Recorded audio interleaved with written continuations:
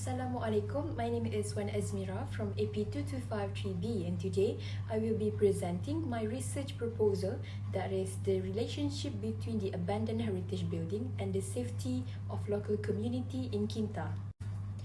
First of all, I chose Kinta district as my case study, and this area is a former tin mine that has been developed especially in Hulu Kinta and Simpang Pulai.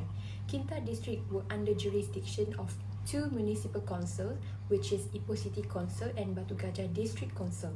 As a result of the British colonization in Ipoh Perak, many buildings with British architecture remain. In Ipoh, for example, 45 heritage buildings have been preserved, including the following: Ipoh Railway Station, the Chartered Bank, and High Court. The heritage building is divided into two categories, public and private.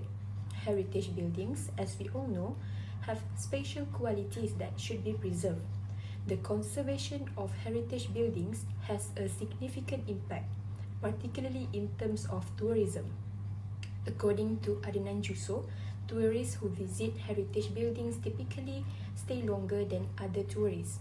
Despite the progress made on heritage buildings in Ipoh, there are still some that are neglected.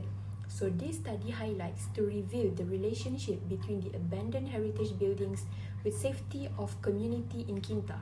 We move to the problem statement. In certain states, most heritage buildings were demolished in order to give away for new modern buildings, such as the development of shopping mall, restaurant, and office building. The heritage building was demolished because it was outdated and lacked sophisticated architecture. In Kinta as well, although many heritage buildings have been preserved, but still have several that have been neglected. Mat Asrul Nasir said that conserving heritage building is more difficult than ordinary building because we must retain the original architecture and existing values. Consider the heritage building of shop houses in Kampung Kepayang, which was left unattended for so long that some of the structure were dilapidated and on the verge of collapsing. An interview with one of the shop owners revealed that one of the abandoned buildings had been the scene of a suicide. It has raised a number of questions based on the above-mentioned problem statement, including what are the factors that lead to the abandonment of heritage buildings? How can the safety of local community be jeopardized by these abandoned heritage buildings?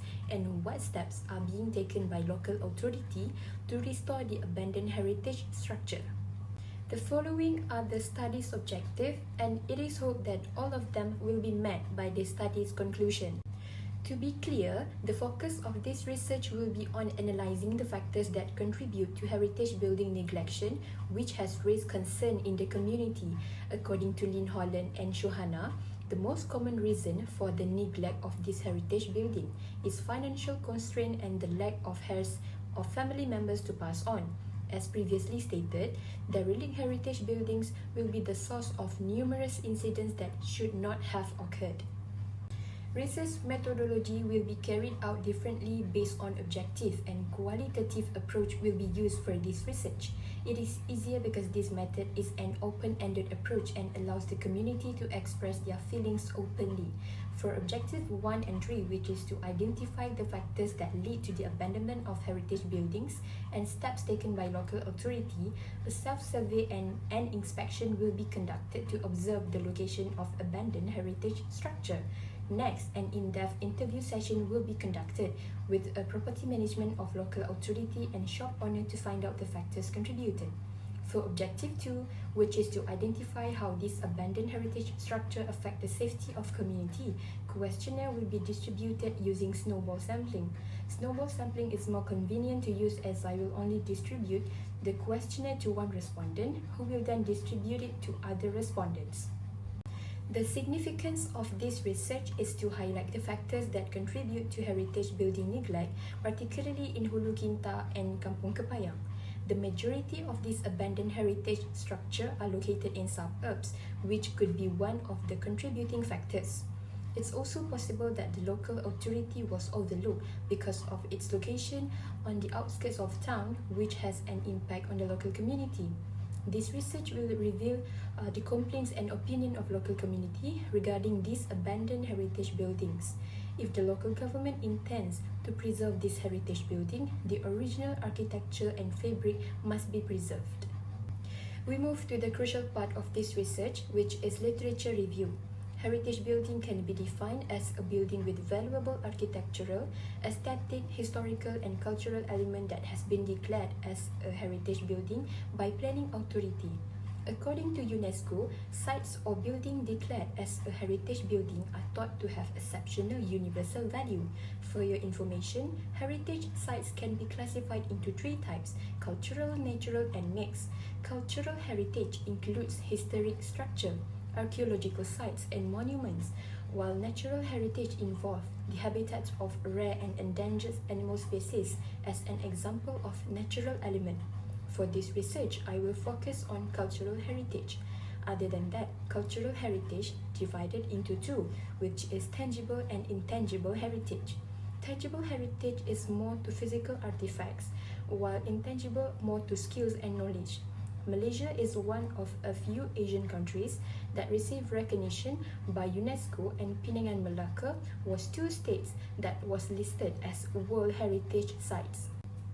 The Kinta district has become a tourist hotspot with visitors flocking to see the remaining and standing heritage structure.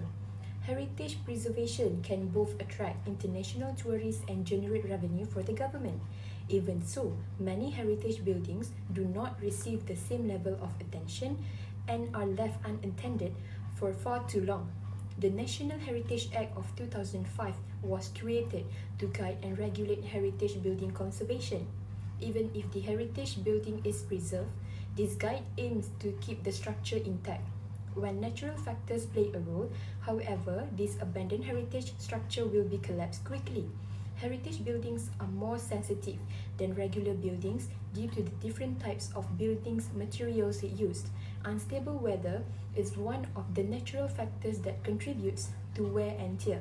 In fact, the row of heritage shophouses in Kampung Kepayang is a hazard to school children. This is due to the proximity of the primary school to this derelict structure.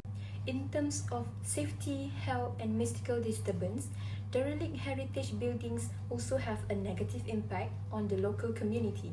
In 2014, for example, a heritage shophouses building in Kampung Kepayang was demolished and the debris left untreated. Because the demolished shop is so close to the road, residents are concerned that it may endanger road users. Residents were also disappointed when the heritage building was demolished because it is historically significant. Apart from that, the Water department in Ipoh was dilapidated and nearly collapsed, making it unsafe to occupy. Many residents have lodged complaints to the Ipoh City Council regarding damage to rotten wood structures, sewage system problems, and termite infestation. Not all of the apartment units are occupied, so this unattended heritage building attracts thieves and drug addicts, putting residents at risk. In short, the neglect of these historic structures has a significant impact on both the state and the community. In fact, the existence of these derelict heritage buildings raises a slew of issues. The local community is particularly vulnerable to threats such as thieves, drug addicts, and wild animals such as snakes. Furthermore, it deteriorates the surrounding environment.